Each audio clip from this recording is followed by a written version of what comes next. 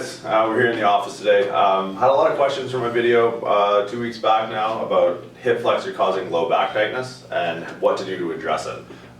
So one of the most underutilized exercises in the gym these days is lunges, especially in powerlifting gyms. Most people associate lunges with fitness chicks or bikini competitive, whatever.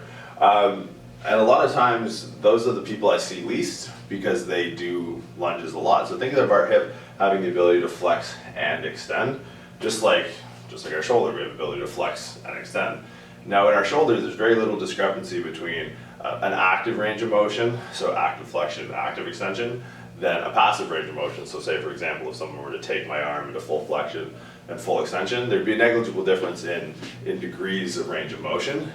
But in our hips, it's usually not the case because we're sitting in flexion, standing in neutral, sitting in flexion, standing in neutral all day, and we don't get our hips in extension.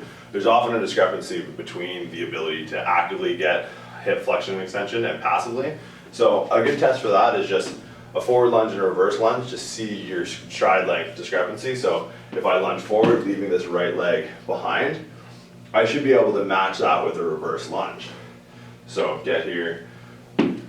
So this is actively extending that right hip. Now, I know about this stuff, so I stretch out and I can do that, but most people have a discrepancy where they can passively lunge further out. Then when they actively try and reproduce that range of motion, they won't get as far. Their lag hip or their active hip extension will be too tight. So we can use the lunge to help fix that discrepancy.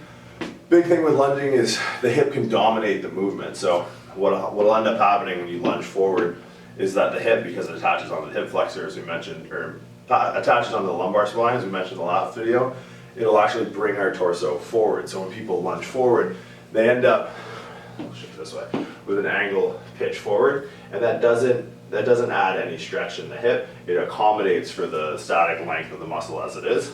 So what you want to do when you get to the bottom of your lunge is make sure that lumbar spine is upright.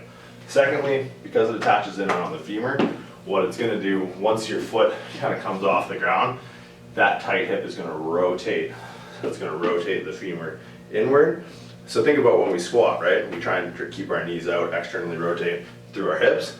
We want to apply that same principle to the unilateral movement of the lunge. So when you step forward, what's going to happen is this knee is going to want to come in, torso is going to come forward.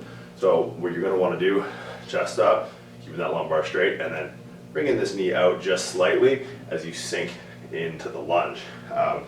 So those two fixes, the rotation of the hip externally and keeping the lumbars upright, should help not only strengthen the hip, but stretch your hip as well. Give it a shot your next workout. We'll see you next time.